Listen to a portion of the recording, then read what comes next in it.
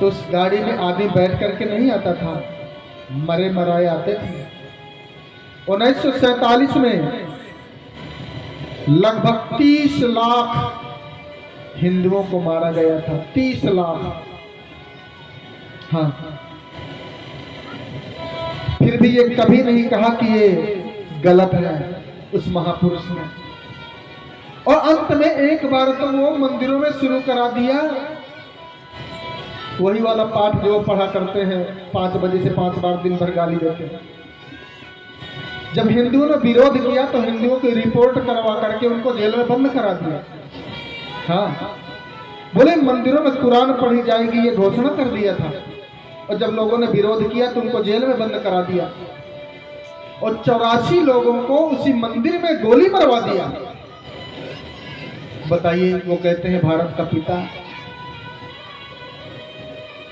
यह है हमारे देश की विडंबना। ये बातें गलत नहीं कह रहे हैं। यदि पड़ोसी के ऊपर कोई समस्या आती है, आज आप लोग कह देंगे कि हमारे ऊपर नहीं पड़ोसी के ऊपर है, तो सुनो, कल तुम्हारी बारी है। इसलिए आज एक हो जाओ, नेक बन जाओ।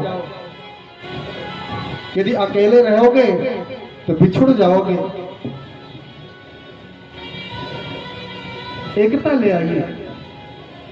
आप इतने लोग बैठे हैं, ये सबसे अलग अलग पूछा जाए ना कि क्यों मंदिर तो बन गया।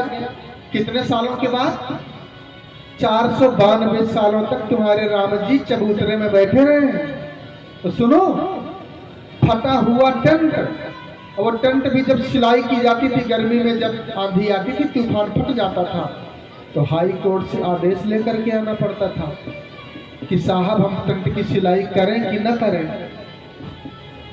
492 वर्षों तक वो टेंट के नीचे चबूतरे में बैठे रहते थे। इतने वर्षों के इंतजार के बाद ये बन गया, तो ये बताओ मंदिर बना रहना चाहिए कि फिर से गिरा देना चाहिए?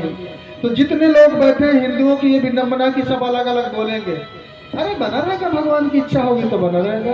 अरे क्या करना है, गिर जाएगा तो गिर जाएगा, हम तो यही भगवान का नाम ले लेंगे। हाँ, जब बनना था तो 10 प्रकार की भाषा निकलती। जिस दिन मंदिर नहीं रह जाएंगे देश में, जिस दिन धर्म नहीं रह जाएगा देश में, उस दिन भूल जाना कि तुम लोग भी रह पाओगे।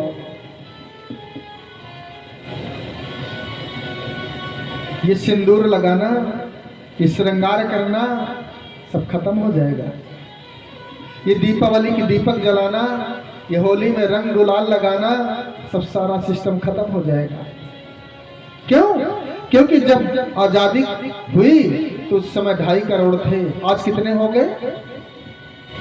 लगभग 40। 20 वर्षों के बाद जब 60 से 65 करोड़ हो जाएंगे और तुम लोगों की संख्या हम लोगों की घट जाएगी। हम दो हमारे दो का नारा लगाते हैं ना, ये सबसे बड़ी विडंबना है। ये पाप हम अपने साथ नहीं, अपने राष्ट्र देश के साथ कर रहे हैं। हम दो हमारे 10 कम से कम इतने बच्चे जरूर होना चाहिए। हाँ, तभी भरेगी, बस ऐसे थोड़ी हो जाएगा। एक पुत्र को पिता का भक्त बनाओ, एक पुत्र को माँ का भक्त बनाओ। एक पुत्र को मिलिट्री में भेज दो, आर्मी में। एक पुत्र को किसानी करवाओ, एक पुत्र को व्यापार करवाइए, एक पुत्र को डॉक्टर बना दीजिए, एक पुत्र को इंजीनियर बना दीजिए। सुनो, एक पुत्र को RSS में भेज दीजिए तो राष्ट्र सेवा करेगा। और एक पुत्र को साधु बना दीजिए। अरे किसी किसी के तो 2 नहीं, खाली एक ही। अब बताओ साधु कैसे बनेगा?